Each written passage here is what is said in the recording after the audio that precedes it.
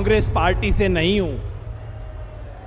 यहां के साथी बताएंगे, हमने कई बार कांग्रेस का विरोध भी किया है, लेकिन आज मैं कांग्रेस का वोट मांगने के लिए क्यों आया हूं आपके बीच? इसलिए कि आज इस देश में और हरियाणा प्रदेश में झूठ की सरकार है, लूट की सरकार है और फूट की सरकार है। इस सरकार को उखाड़ फेंकने के लिए, निवेदन करने के लिए आपके यहां का बच्चा, यहां रेवाड़ी के पास सहारणवास गांव का बच्चा आपके सामने हाथ जोड़ के खड़ा हूं। राहुल जी, ये जो तीनों समस्याएं हैं उसका बहुत बड़ा शिकार है ये दक्षिण हरियाणा। झूठ का शिकार इसलिए है कि यहीं रेवाड़ी से नरेंद्र मोदी जी ने अपना प्रधानमंत्री बनने का सिलसिला शुरू किया था। कहा था इस इलाके के सेनानियों को मैं ये दूंगा, वो दूंगा, और दिया क्या? अग्निवीर की स्कीम दी। 20 साल की नौकरी को खत्म करके ठेके की 4 साल की नौकरी दी, और इस इलाके में 1,500-2 हजार भर्तियां हर साल होती थीं, उसको घटा के 400-500 कर दिया। इसलिए ये झूठ की सरकार है। आपके बीच इसलिए हूं कि राहुल गांधी और कांग्रेस पार्टी ने वायदा किया है कि अग्निवीर स्कीम को खत्म करेंगे, प्रॉपर भर्ती शुरू करेंगे। इस लूट का शिकार भी ये दक्षिण हरियाणा है। ये कोई धान का प्रदेश नहीं है, ये बाजरा का, सरसों का और थोड़ा गेहूं का प्रदेश है। किसानों को कभी फसल का दाम मिल जाता है, कभी नहीं मिलता। सही बात है ना? और बीजेपी से कहो किसान को दाम दो, कहते हैं हाँ दे देंगे, भीख की तरह देंगे, कभी कभी देंगे। मैं यहां पे इसलिए हूं कि राहुल गांधी और कांग्रेस पार्टी कहती है कि हम किसानों को एमएसपी की गारंटी, कानूनी गारंटी देंगे, लिख के गारंटी देंगे, इसलिए यहां हूं। और तीसरी बात, फूट सबसे खतरनाक।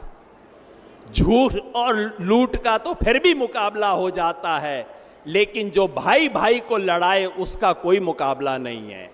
हरियाणा में इन्होंने सिर्फ हिंदू मुसलमान का खेल नहीं खेला, 35-1 का खेल खेला है।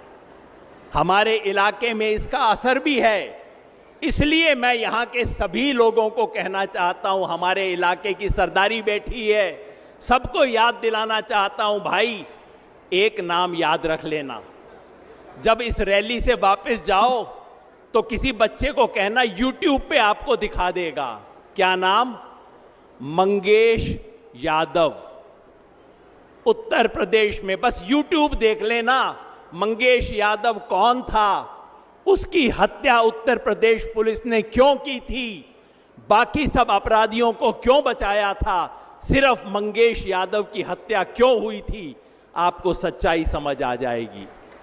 और सच्चाई ये है, जैसे हरियाणा में जाट समाज के खिलाफ सब लोगों को भड़काती है बीजेपी, ठीक उसी तरह उत्तर प्रदेश और बिहार में यादवों के खिलाफ भड़काने का काम बीजेपी करती है। ये बात गांव-गांव तक पहुंचाना आप। भाई ये किसी के सच्चे नहीं हैं, ये सिर्फ कुर्सी के सच्चे हैं।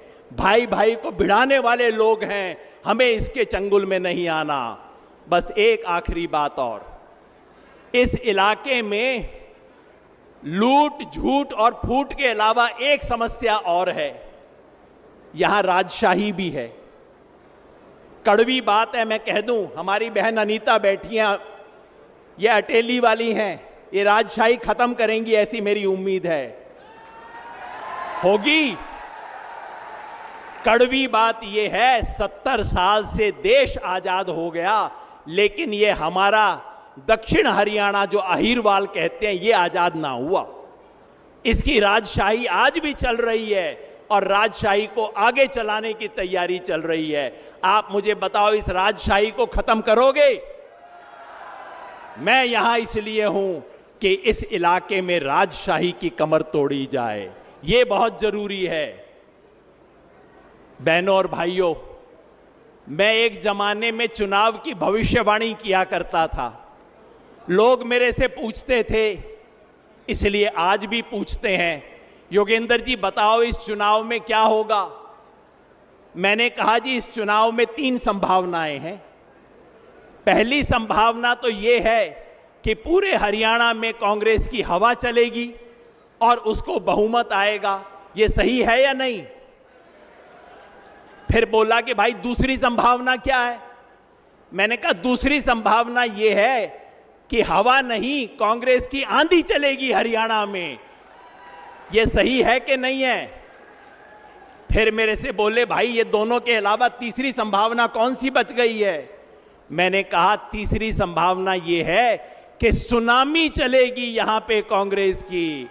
अब आप बता दो, हवा चलेगी, आंधी के सुनामी? सुनामी चलेगी, चारों सीट पे चलेगी। बहुत बहुत धन्यवाद।